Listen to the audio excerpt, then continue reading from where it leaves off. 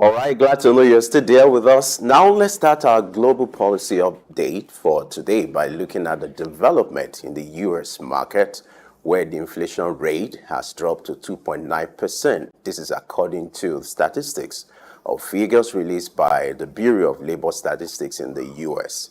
Now, this is believed to be the lowest in the last 3 years. Now, the question is, can US maintain this momentum or make progress even as it's considering having its interest rate benchmark, whether to cut it or not, as the Federal Reserve is considering having its meeting in September? What will be the implication of this in the US economy? And then the question also is, it's a political year. What might likely be the aftermath of these? Let's shift the conversation to our guest who joins us virtually in the business of shaping policy for today. We have a global affair analyst. We're being joined by Mukhtar Mohammed, who is also the CEO of Finance with Mukhtar. Glad to have you join us this morning and good to see you again, Mukhtar. Always a pleasure to be on your program. Good morning. Always a pleasure too, having this kind of conversation with you. When it comes to global affairs, you're always the right man. Now, let's beam our searchlight on what is happening in the US market, where the latest figure released by the Bureau of Labor Statistics in July has shown that the inflation rate has dropped to 2.9%. What do you make of this development and the trends of things in the last 3 months in the US economy? Well, thank you again for that comment. Um, I mean that for that, will I say for that kind words about being the best in global affairs. Okay, when you look at the U.S. economy in the past 3 months, you've seen it's gone through the ups and the downs, and finally it seems to be looking up. But again, it didn't just look up just by virtue of just pronouncement or anything. That is just happening. But again, it's due to the what the government of the U.S., especially the Federal Reserve, done to the U.S. economy. Like you said, inflation is coming down for the first time in the last 3 months. And again, consumer spending also going up. And so that shows that there's a balance between fiscal and monetary policies. And that's why you're seeing what you're seeing in the US economy as it stands now. When you look at those figures, you realize that what the US is trying to do is looking at the core driver of inflation and keep addressing that, and why they also look at their economy also as a consumer-based economy. And so what they do is also trying to make sure that their consumers also have enough to spend so that the economy is not stifled, whereby you are just trying to grow the economy to the detriment of trying to fight inflation to the detriment of growing the economy. There seems to be a synergy in that regard. So what you see is that while the Federal Reserve is hiking rate, you see that the physical side is also looking at ways of expanding in terms of consumer loan. And then why they do that also to make sure that that consumer space does not suffer from any crisis. There seems to be a hike in terms of salaries, in terms of wages of their workers. And so when you look at all these, you are seeing why the economy is the way it is. Just last when their data came.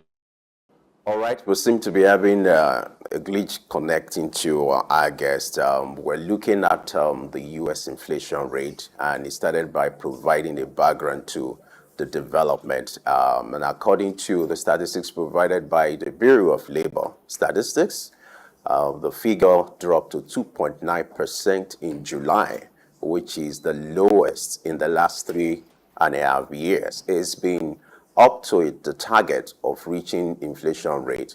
Now, this is coming at a time where the Federal Reserve is expected to cut rates, speculated by some economists. Is looking at with this development, the Federal Reserve might be emboldened to look at the possibility of cutting rates in the US. And the meeting is slated for September. But the point is, looking at this annual inflation rate, which has slowed down to 2.9%, what is the reality playing out as regards the prices of goods and services? there are comments from some Americans as regards to development that impact this development, having the inflation rate at 2.9%. Prices of goods and services are still high, especially when it comes to consumable goods and all that. And then looking at what is playing out in the manufacturing sector. The US economy is also very sensitive when it comes to global development. You know, it's just like when the US economy sneezes, every other economy might likely catch cold, given the fact that the global trade is highly dollarized. And the fact that it's a peculiar time for the US economy. The election is coming in a few months, and it's a political year, and a lot of activities are taking place to ensure that the economy is in good shape. You have a lot of candidates who are also telling the electorates their plans for the economy, because the economic issues form the basis for opinion as regards when it comes to election. And if you look at the contenders, each of them, they released their plans as regards the economy, the US economy, restoring the economy. But the point is, between now and then, what should be the responsibility of the Federal Reserve as regards interest rates, as a lot of manufacturers, investors, businesses are also complaining about the cost of borrowing, which is also significant at a time like this. But the question is, would you expect the Federal Reserve to cut rates in meetings slated for September? Now, you were providing a background to this kind of development when you have inflation rate at 2.9%, which is perceived to be the lowest in the last 3 years. Tell us the implication of these on the U.S. economy, and what will be the aftermath on these on prices of goods and services. Yes, I think you've already said it. Aftermath of goods and services, like I was saying before, we had the network issue. What we saw there is that in terms of labor, in terms of minimum wage has gone up. The American economy is a consumer-driven economy that's largely driven by consumers always having to buy things for the economy. So what we saw there is the economy is improving because job creation and increase in minimum wage. It's also brought more money into the hands of the average America for spending.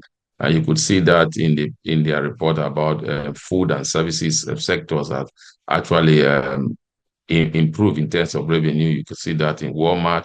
In terms of distribution, you could also see that in Amazon and other food companies in America. So what we saw with is a synergy as as inflation goes down, then the cost of the goods also came down, and then the earning ability of the average American also went up. So you could see a balance in terms of where inflation was. Now inflation is coming down, their earning ability is up. So you are able to match these together, and it has a snowball effect in the area of wages and then in the area of consumables. And like I said, the economy is a largely driven consumable economy. So what you are saying now is that a lot of people have funds to be able to provide food for their household. So that for me is a key driver, because like I said, the American economy is largely driven by needs. Then before you talk about the want. And so most of these needs are being met because of the increase in minimum wage and also the reduction in terms of inflation. So you are able to buy more goods in the market. That's all the long and short of it. All right. In the last 3 months, the U.S. economy has, experienced what you call stable consumer prices. But let's look at the target set by the Federal Reserve as regards inflation and the bid to tackle inflation in the U.S. Now, the target is to ensure that inflation is at 2%. But as of July, the inflation rate now it's at 2.9%.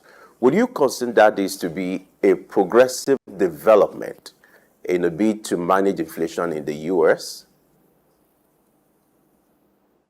Well, very progressive, especially when you look at where they are coming from. They're coming from an inflation that is almost like 9%, 10% of the time, almost 11%. And then within 3 years, you can see that has come down drastically to about 2.9%. And when you look at that, so going forward, you realize that it's also doable for them to get to the 2% of the target they have set for themselves. But you can see a long-term strategy. It's not a fire brigade approach. They're looking at the core inflation drivers. And they realized that the core inflation driver in America has to do with food, essential household items for which most Americans consume. And so what they did in that space to look at what is causing the distortion in this food and prices, they look at the Chinese, in terms of high tariff. Also, they also look at the farmers. How can they improve them to bring in more products into the economy? And then they looked at the crisis in Russia and Ukraine, which Ukraine happened to be one of their supply in terms of wheat. And they begin to look at how do we deal with there any other countries that will begin to get wheat from, and how do we partner with them. So they look at situation and know that this is the key issues with our economy. So how do we address it? They look at one other key driver of the inflation was oil and gas in terms of increase in gas. So they looked at that, and also they decided to also touch in their reserve to pump in more gas into the market. And that also means a lot of gas in the system that also drop down the price of gas in virtually every city in America. And you must forget that up to this moment, they are still enjoying the tax holiday on purchasing of gas so that also helps. So it's more or less creating more funding, especially when you have tax holiday. So you are putting more money in the hands of the average American. You are reducing their expenditure because you know that the key driver of your economy is consumables. So once Americans cannot consume, then your economy cannot grow. And once your economy cannot grow and you are dealing with inflation, then you have a challenge. So what they did is, where the physical side is looking at stemming inflation, the monetary side is looking at stemming inflation. The physical side itself is looking at um, um, helping the growth of the economy. So there was a synergy.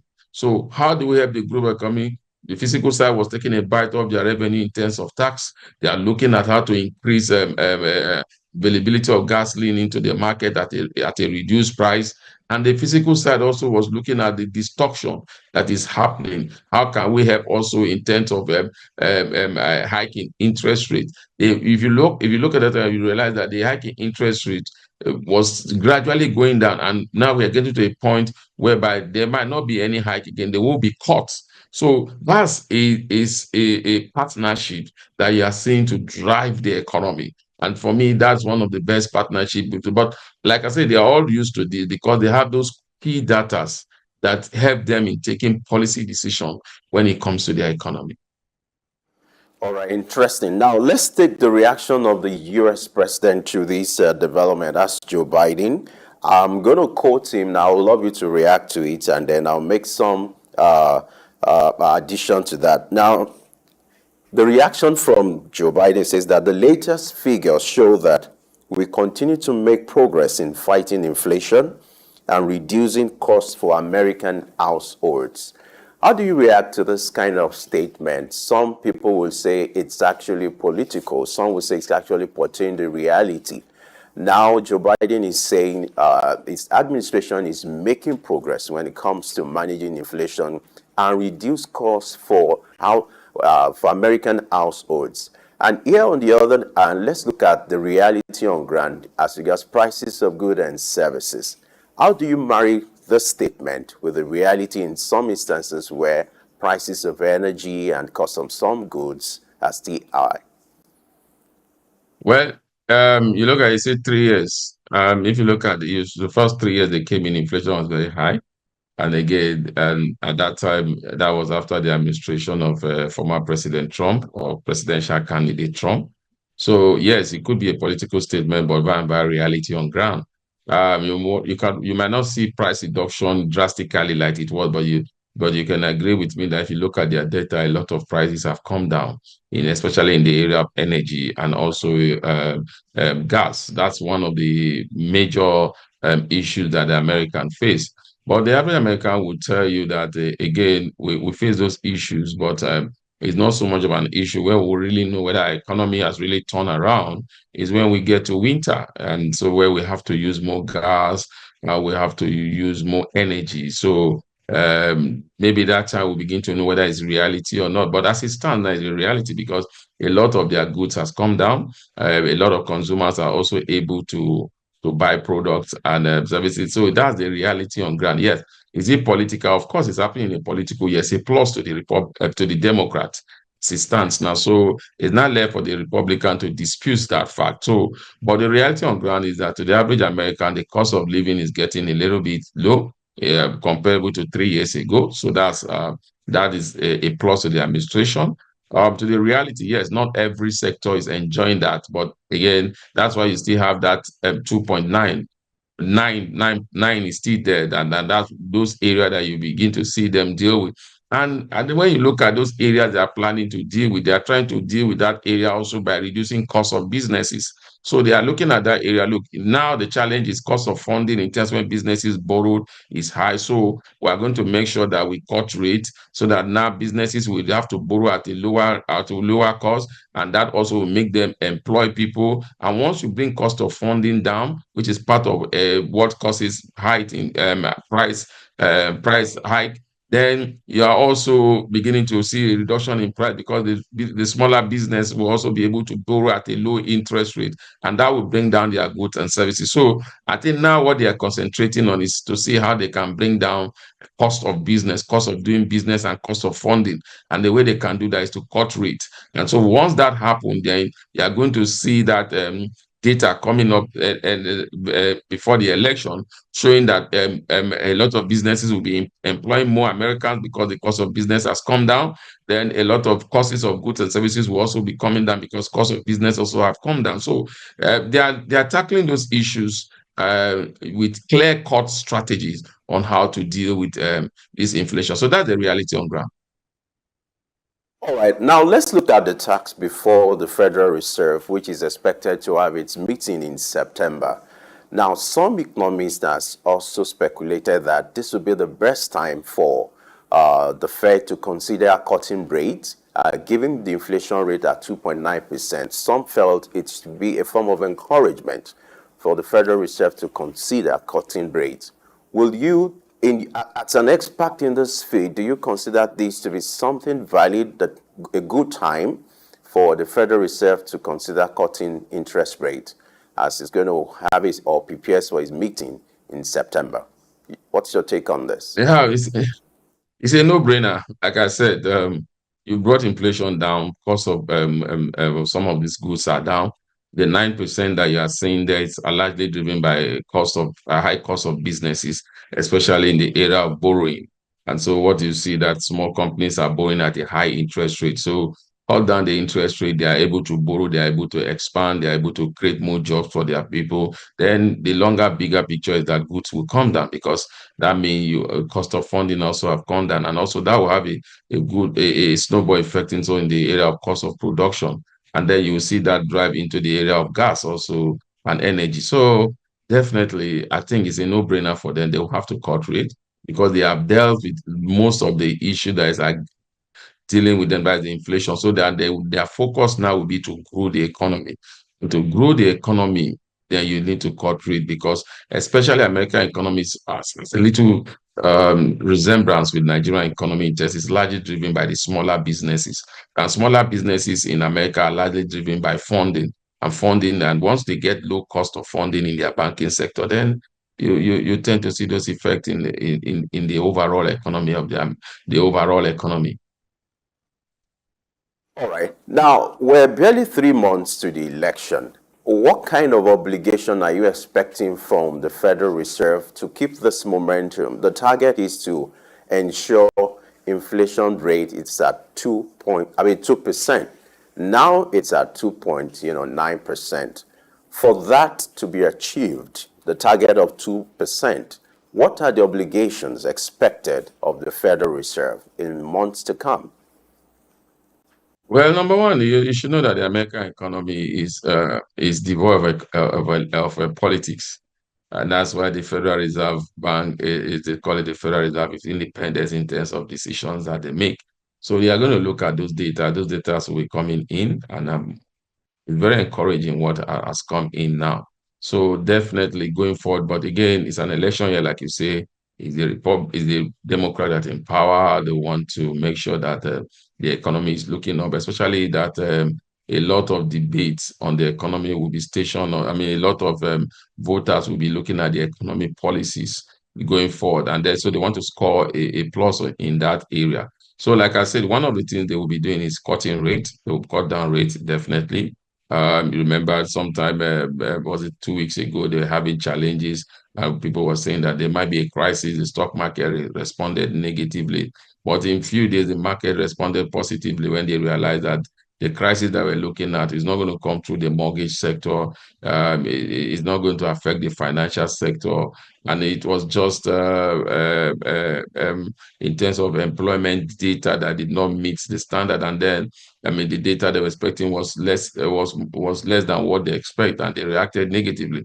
But in the long run, they realized that the economy is in a sound footing when those inflation numbers came and everything stabilized. So definitely, and before now, they were saying if it continues like that in terms of job data not improving, they may even meet before September. But now it seems that they will meet in September, and one thing is paramount in their mind to cut rates. So I think the major thing they are going to do, the Federal Reserve going to do is going to cut rate, definitely. But like I said, the physical side are not just sitting down watching. They're also looking at improving consumer spending in terms of giving bringing down the cost of business, and that's what the Federal Reserve will do for them. Cut down the rates, then they will now improve in terms of consumer spending. And how have they tried to deal with consumer spending in the US or by the fiscal side is to increase minimum wage. So a lot of Americans, those that consume now have a lot of money to be able to they have a lot of money to purchase consumables, and that will drive their economy going forward. So Federal Reserve will cut rate, physical side will make sure that there's more liquidity in the system so that the productive sector, the most vibrant sector of the American economy, which is the consumer goods sector, will also add to the GDP of the economy and also create more jobs for the economy. And in the long run, grow the economy better than what is expected. And I think that's basically what they're going to do. It's not rocket science. All right, let's look at the political side of this development because it's a political year. We can't but, talk about it. Earlier, I made reference to the statement credited to President Biden as regards this development. I would like to quote what Donald Trump said, the presidential nominee under the party or the Republican Party. He said, it declares the country is approaching economic Armageddon. I would love you to take note of these words and react to them to balance the conversation. He said, in recent appearance, he has sworn that the country is on the brink of depression, describing the economy as broken and claimed that the rising prices making an average Americans miserable. Now, he described the economy using the word the country is approaching economic Armageddon and is emphasizing that the rising prices are making an average Americans miserable. Now, if you compare this with the statement credited to Joe Biden earlier as regards the economy, what will be your take on these two statements from these two gladiators? Well, my take is one is talking politically, the other one is talking reality on ground. The American economy in terms of data does not lie. Yeah, I mean, that's one area that data has largely driven their economy. And by the data are from independent sources. They don't come from the federal government alone, the government part. They come from and like I said, the Federal Reserve is void of political interference. So when you look at that, definitely that means the reality on ground is that yes, cost of living was high, but again, it's largely coming down. And again, like I said, it's not driven by what the Americans were. It was driven by things that were not what was beyond their control, especially the energy side in terms of gas, where Russia was sanctioned, a lot of sanction on Russia because of the war in Ukraine. There was a blockage also in the exporting of wheat from Ukraine. The United Nations had to step into. So there was a lot of things that are going. America need to look for a new trading partner in the area of energy. Yeah, so there was a lot of growth in the system, and so that's why what happened. Remember that even him, Donald Trump, left started the economy very well, but didn't leave the economy in a good stage, especially with the way he handled the COVID-19 incident, and also the way he also handled the Black Lives Matters issues. All that had a negative impact on the economy, even if it started very, very well. So when Joe Biden came to power, they were trying to build all those things to bring it back to stability. And so that's why you see what you see there. So, but again, like I said, it's not expected that he will say that the economy is going well because who is going to win the vote is who comes with a better economic plan. Because what is driving voter sentiment, especially the non-deciding investor, is what plan do you have for the economy? And when you look at Donald Trump's in first 2 years before COVID, you realize that he has a better plan for the economy. But again, he lost his way through COVID, and then he was not able to gain that momentum going forward, and he lost the election. And then Joe Biden came in, he had to face a lot of crises when he came in, especially the Russian-Ukraine crisis after trying to deal with issues that have to do with COVID. Remember, a lot of Americans' lives were lost at that time. And so all these are the negatives. So they really have to work from ground zero to where they are today. So they could give that as a plus to them. And then when you look at their own economic policy from the Democratic candidate Vice President Kamala Harris, you realize that it's talking more of putting more money in the hands of consumers, getting tax relief for first-time mortgage applier, first-time mortgage applicant. It seems to be says hitting the right note. But again, what people is saying is that a lot of Americans say, do we really have these funds to drive this very, very ambitious economic plan? So those are what they are bringing to the table to tell the America, especially undeciding voters, to know where they will have to cast their vote come November. All right. The U.S. election is slated for November. For the electorate who are also thinking of who to vote for. Now, when it comes to the issue of the economy, it's also part of the factors that the electorate consider to determine who they are going to vote for. Now, what do you think are the obligations expected from whoever is going to emerge as the next president of the U.S. in fixing the economy? For those who have not made up their mind as regards who to vote for, what do you think they should watch out for when it comes to economic goals and any of the candidates as regards fixing the economy as campaigns and every other activities continue? Well, when you look at in terms of fixing the economy, most Americans also have more confidence in Joe Biden than Kamala Harris. If you look at data, they have because of his antecedent being a private sector driven man. Like I said, what he did before COVID came in, that he lost his way. So most Americans have most confidence in him, but they don't trust him to go through those policies. Especially, they see him as a man that is coming to make the rich richer than impoverish the poor or put the poor into forced labor. And that was not helped with his interview with Elon Musk, where he said that workers can be fired anytime they go on strike, and that has backfired. And the workers' union are, especially in key deciding states like Michigan and Philadelphia, are already working against him seriously. And that is creating more momentum for Kamala Harris. So definitely, yes, they trust him with the economy, but they don't trust him to keep to his word when it comes to the economy because they think maybe he's very erratic in terms of making economic decisions. So that for me is a negative to him. But again, Kamala Harris also they have their own challenge with her in terms of the think she's a novice, she's more of an administrator. And they don't, but again, that also will determine with the kind of team that he takes. And he has made the right choice in the vice president candidate, which is also a man that is loved by both parties in terms of how he has dealt with the Black Lives Matter crisis and where it started from how he handled it and how he has been able to take the economy of that state from where they are during the Black Lives crisis during the COVID-19 to where they are today. So definitely you could see a partnership. One is administrative driven, one is economically driven. So it creates a very good partnership there. If you look at the Donald Trump, you see that Donald Trump is the economic man, and then the vice president is a political one, trying to see how they can win deciding state like Ohio. So all these are strategy. But again, undeciding voters are looking at two things to make up their mind. They are looking at immigration and they are looking at economy. Now, in terms of immigration, they feel that Joe Biden is too hard, and then American economy is largely driven by immigrants. And so, in that area, when you match immigration and the economy, then you think the Democrat will have it. And remember that what cost him his second term was actually his immigration policy and by the economy side of it, how he handled the COVID-19 pandemics and also the Black Lives Matter, which is almost like an economic issue. So um, those undeciding voters are looking at that. They are not happy with his pronouncement because they don't think it's going to be said. When it comes in, they'll measure about 1 million illegal immigrants are leaving America. And that is huge. And that will have a very big impact on the American economy.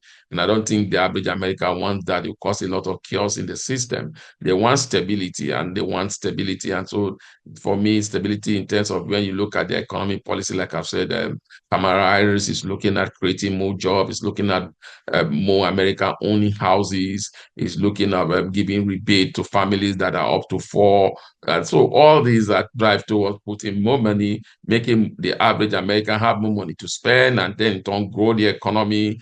But for Joe Biden seems to be the headliner. Think of immigration and that. And once you begin to remove the illegal immigrants out of America, then you are creating a gulch in terms of job. And once that gets comes in terms of job, it has a way of affecting the economy, the viability of the economy, especially the technology sector that is largely driven by is a large driver of the American economy, but again, it's largely driven by immigrants. I mean, so it's a big challenge, and he has not been able to match that. And you can see that his rating goes down by the day. That tells you that in terms of policy, people tend to, because of the time they tend to move towards Kamala Harris in terms of provision. And then in terms of the hardliners, they will definitely want to follow Donald Trump like they've always done. So when you look at it, where one is thriving in the area of immigration, and again, the Democrats also can pride themselves that immigration has actually come down during Joe Biden administration than during Trump administration that was high-headed in terms of handling those economic challenges, I mean, immigration challenges without making noise. So it's also a plus to them, and that also have had a way of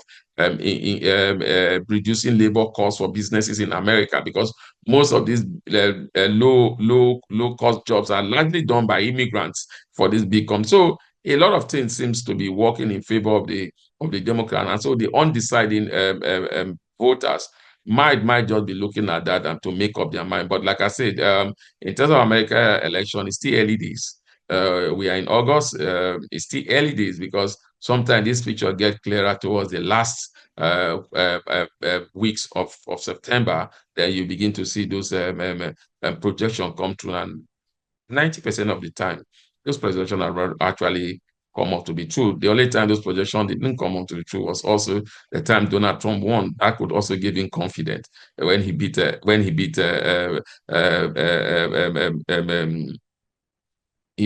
Clinton then. So that could also be an advantage for him, looking that, oh, these projections are not going to across my way. After all, when I had Hillary Clinton, the same projection did not go my way, and I won. But it's very hard to see how Joe Biden will be able to, Donald Trump will be able to beat Kamala Harris based on the momentum that Kamala Harris is getting, especially with the youth.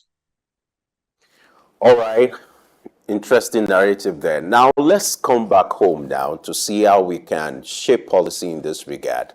Obligation is to shape policy. Looking at the policy as regards inflation rate in the US, let's take take some lessons rather for Nigeria as regards tackling inflation in Nigeria. Looking at what the Federal Reserve is doing in the US, our own version of that is the CBN. What are the lessons for CBN as regards the approach to tackling inflation, looking at what the US is doing as regards inflation policy? Strategy, not panic, not fear. Those data didn't just come overnight. There were times that they were expecting the data to be better. It came up worse than what they expected, but they still have their strategy. Nigerian central bank have run an erratic strategy. Today is Dutch auction system. Tomorrow is settling with Bureau de change. And the next day is fixing the rate for a particular product. So, and they have not been synergy until recently. whereby the physical side is ready to take a bite of the revenue. Like I said, the American physical side took a bite of their revenue in terms of petroleum tax has been suspended. And so you are seeing that a lot of people are buying gas lower compared to when they have to pay taxes on some of this on this gas on and every gas that they purchase. So they are taking back a bite of their revenue. That's what the Nigerian government need to learn. They will say they have learned well. You say there's a tax holiday on some of household items or food items, but again, it's small compared to what we want because I don't see the tax holiday in some of these household items having so much impact, especially when you have a fluctuating exchange rate, because they will still need exchange rate to even bring this good. So what will make them have an impact is when you have a fixed exchange rate, especially with tariff. So that's what I think we should be learning. The physical side should be learning to synergize with the monitoring side, like what we have seen in America.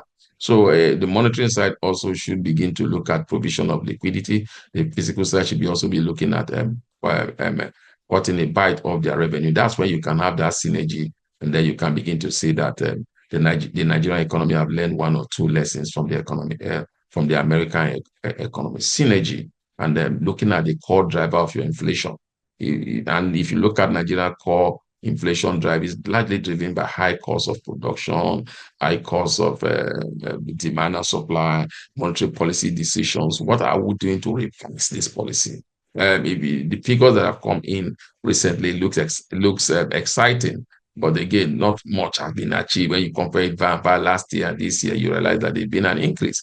And when you look at since this administration came to power, it seems that it was the administration that upped peak in inflation. So there's still a lot that they should do, especially in the area of taking a bite of their revenue, looking at how they can create confidence in the economy, that what the Americans have done, looking at how they can put more money in the hands of the average Nigerian, which they have done in one way with the implementation of minimum wage. But if you implement minimum wage and the cost of goods doesn't come down, then it will not have a desired impact. Like America, you see, the inflation came down, minimum wage goes up. So you could see that the impact will be there. So those are part of the things that I think we should learn from the Americans.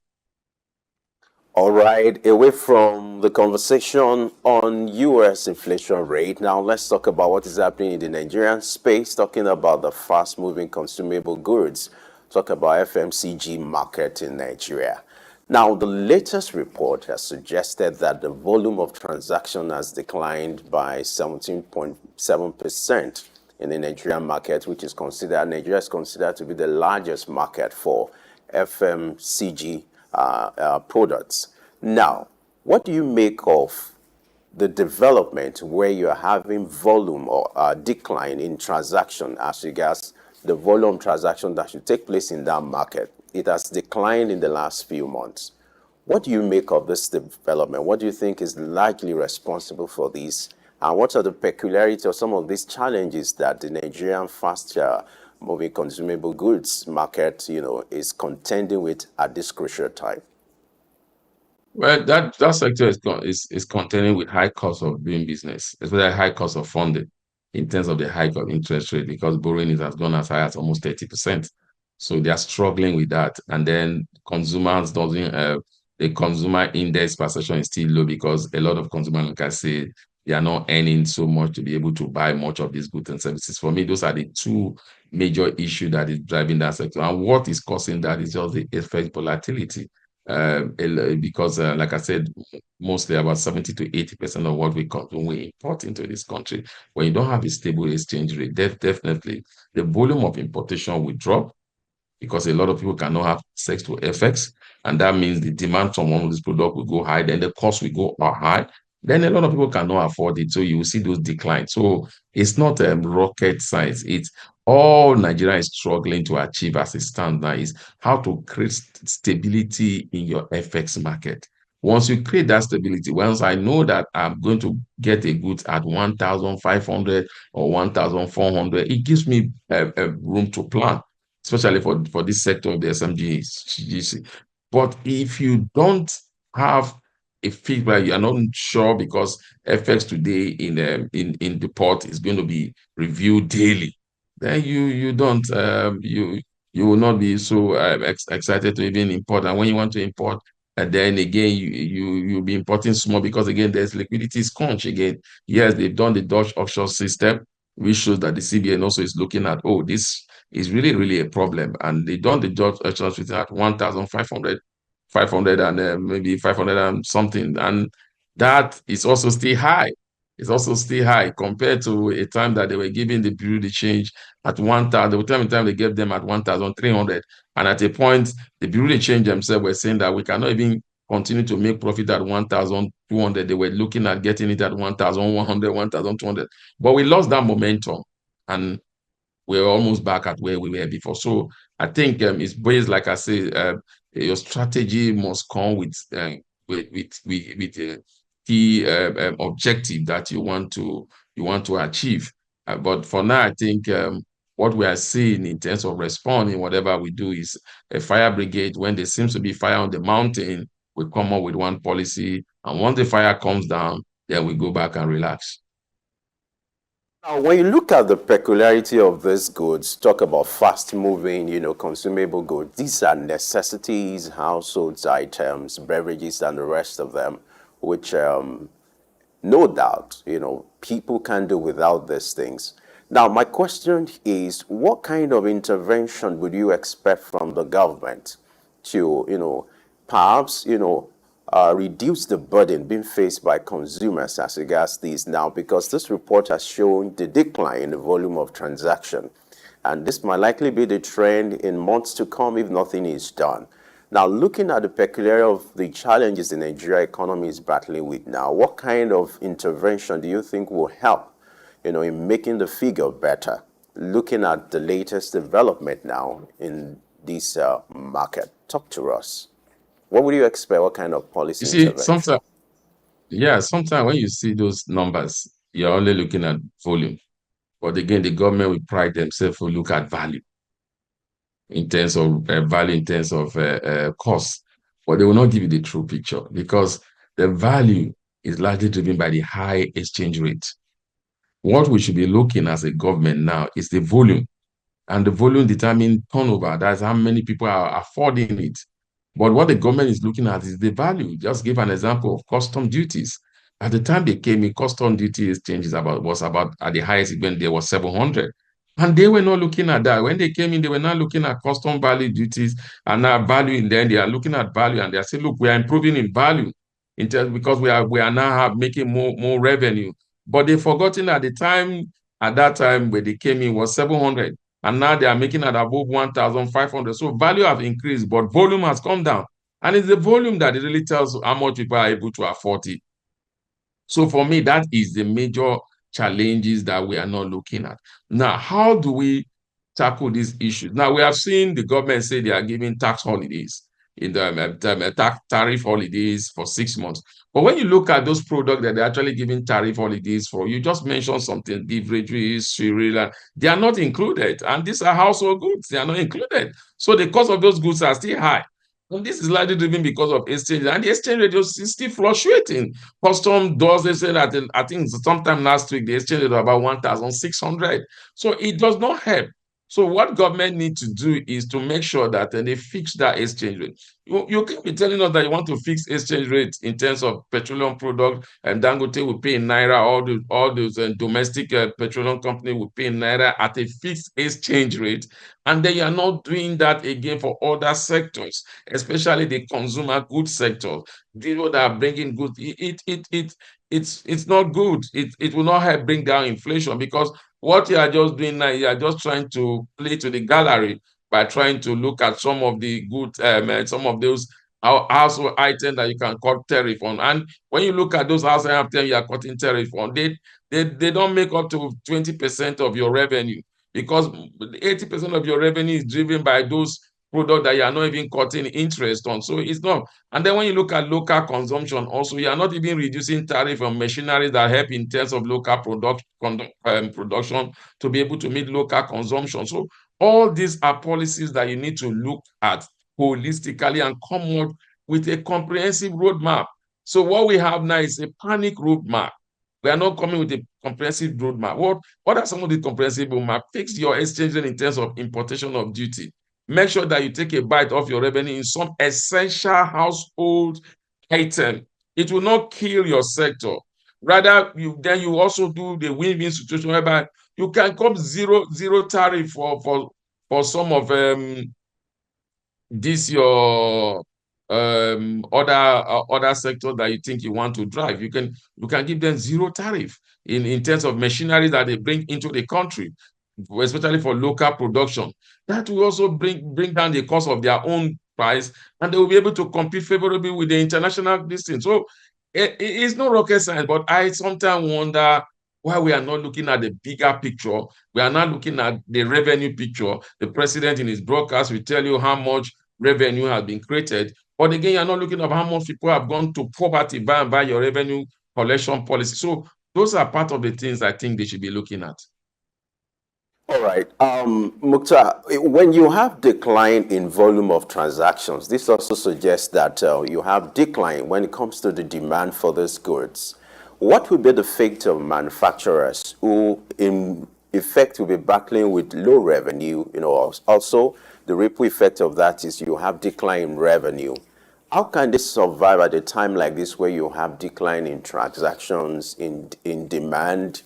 What strategy do you think they can put in place to survive this crucial time for the manufacturers of these goods? Well, one of the strategies that they are put in place, most of them are into they providing power for them, independence power.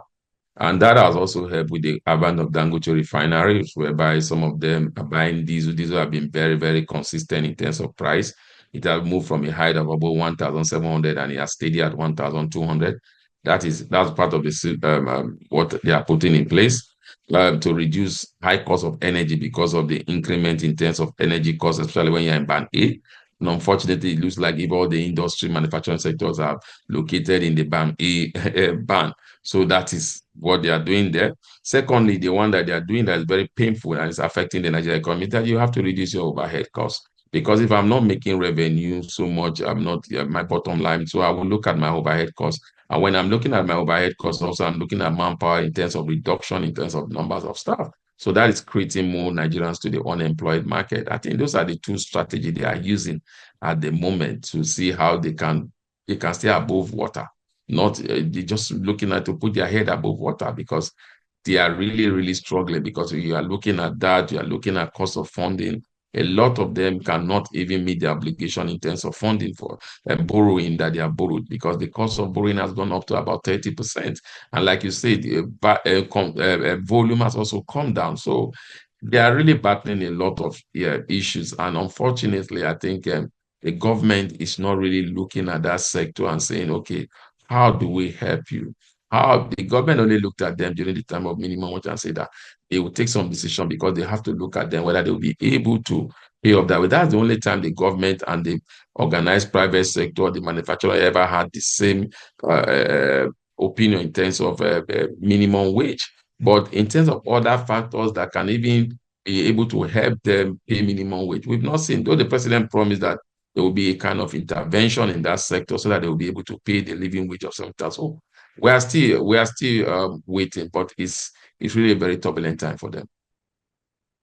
All right. Now, the fast moving consumer goods, Nigeria is considered to be the largest market for FMCG in Africa. Now, what do you make of this school of thought or this argument that if there's any sector that the federal government needs to float what we call subsidy regime, it should be for this particular market, for this kind of goods that are household items, to lift the burden off the shoulder of consumers.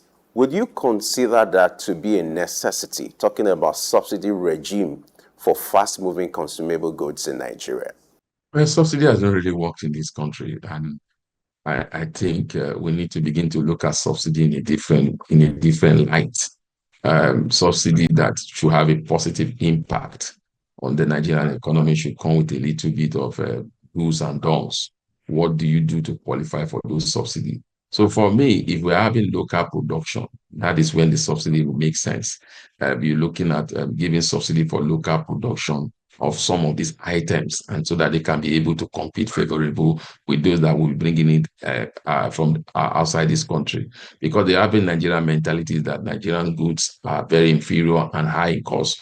So, but by the time they begin to look at the cost, because we'll be looking at cost, and because you are beginning to give them some incentive, then they will be able to come up with good product, and then they will be able to compete relatively. For people are having the. Let me give you an example: the clothing sector in the Nigerian economy.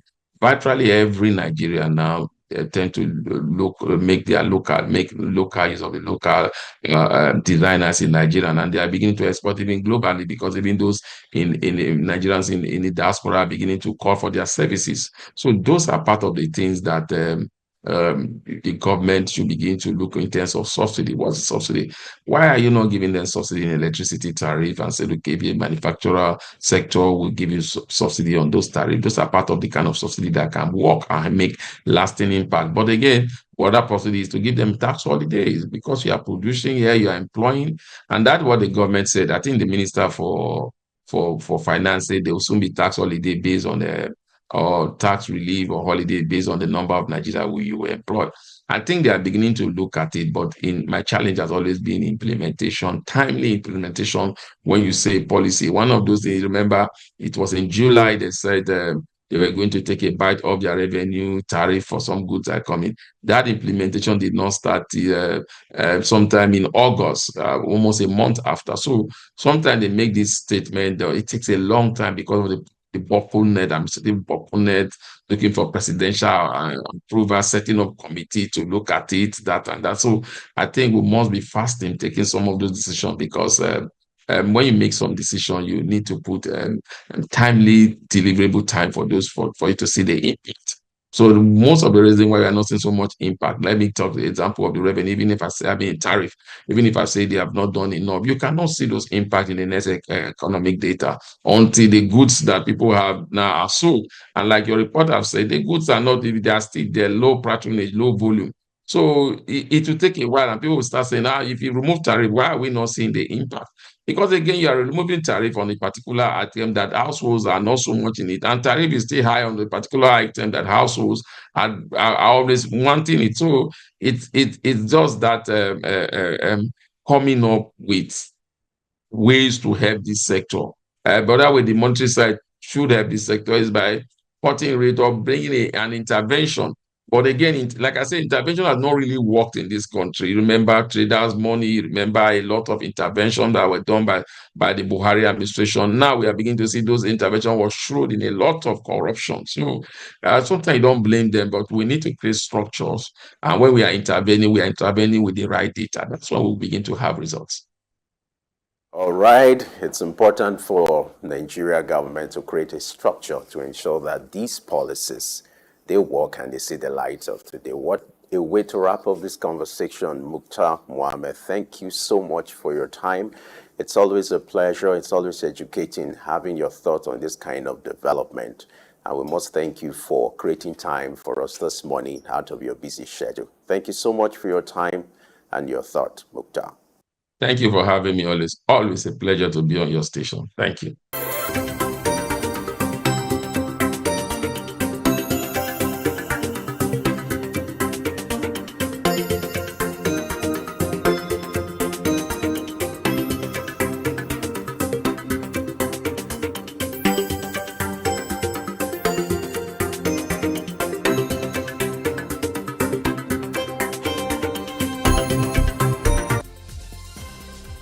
Early exchange, shaping policy, advancing development.